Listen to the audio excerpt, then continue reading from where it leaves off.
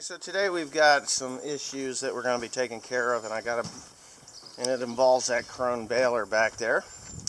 And I will take you over and show you why we have issues with the Krone baler. And you're probably going to wonder why, but I'll show you. Oh, something's biting me, man. Okay, so here's my tire. See this tire? And I'm on the wrong side of it, but I'm pretty sure you'll be able to see it right there.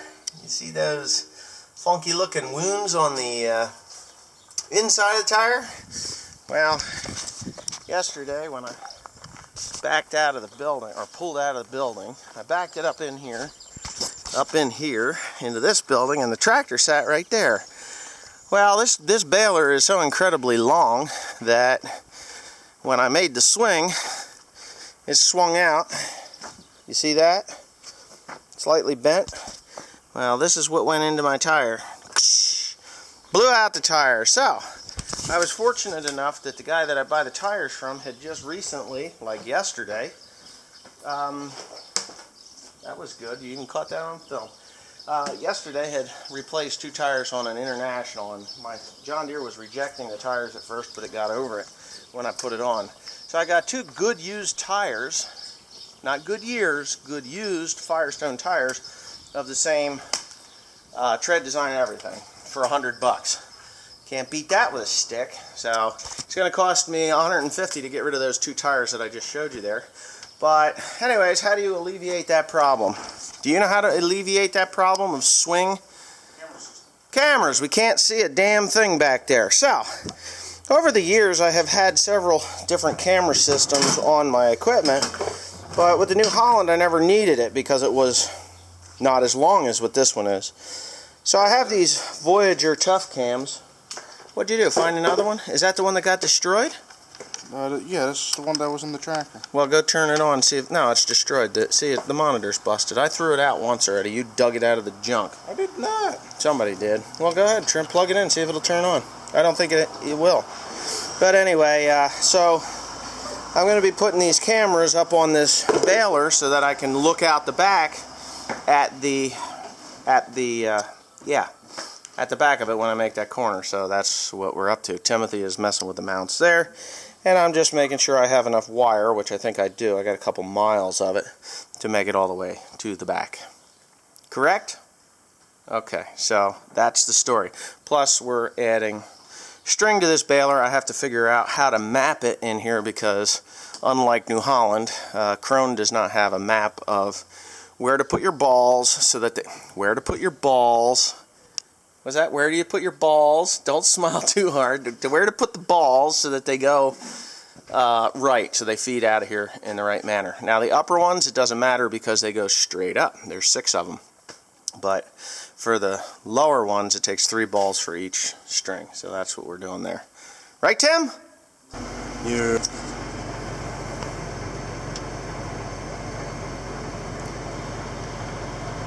Let's see, does anybody spot Tim? I think he's in there. This actually has volume to it too, but I don't think you can hear it. No, I don't hear anything. So anyways, that's the camera. I should be able to see. These are the springs on the back. But I should be able to see what's going on behind me, obviously. So what I'm going to do is pull this thing on in to the shed. And they are, what do you call it? Yep, there's Cody. These have infrared. So for the most part, I guess if I can see out the back enough we're supposed to have range, they're going to shut the doors. And it will, you can see it readjusting its light setting. But anyway, it is going to help out. I had these on the New Holland baler, on the other New Holland baler, not the one I just sold, but the 340 standard. You can see it adjusting its light. See if I got any brake lights. I think it should have brake lights too. But anyway, let's see, does it have a turn signal? Yep, there's one. There's the other. So it is working.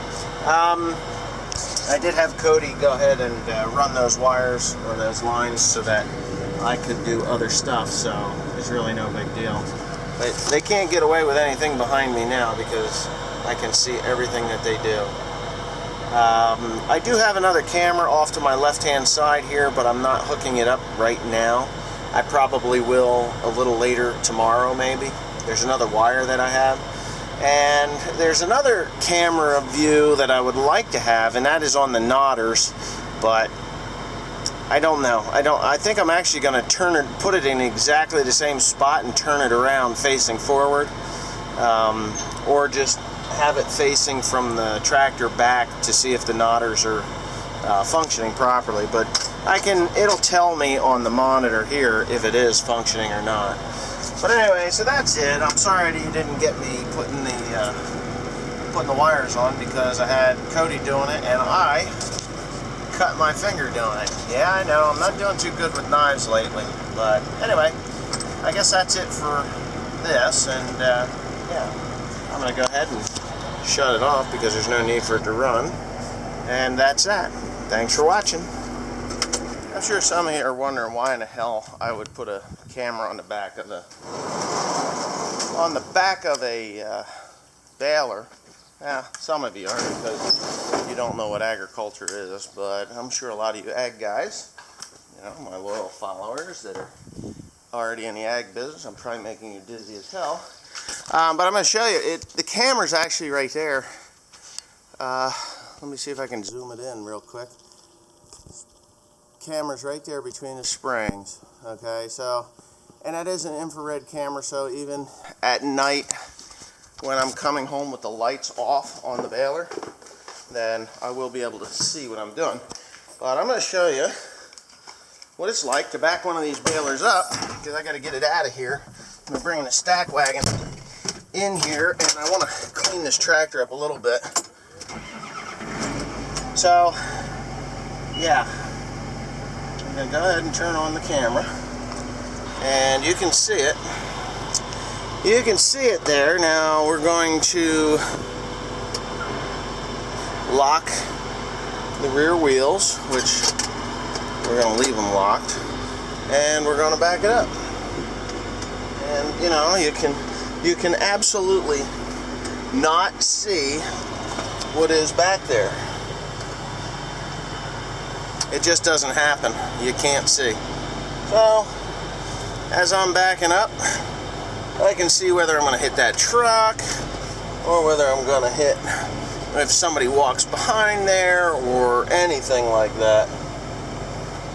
So that's why that camera is back there. So when I'm making a corner, if I'm making a corner and there's something that I may or may not hit, or if I'm making that corner and there's a car coming alongside me and I can hit the brakes without side-swiping the shit out of it, then that's always a good thing. And as you can see, this is all I can see back there. I can see a big yellow and green thing. I can't see what I'm actually running into. So if someone was actually backing a car out of that garage there,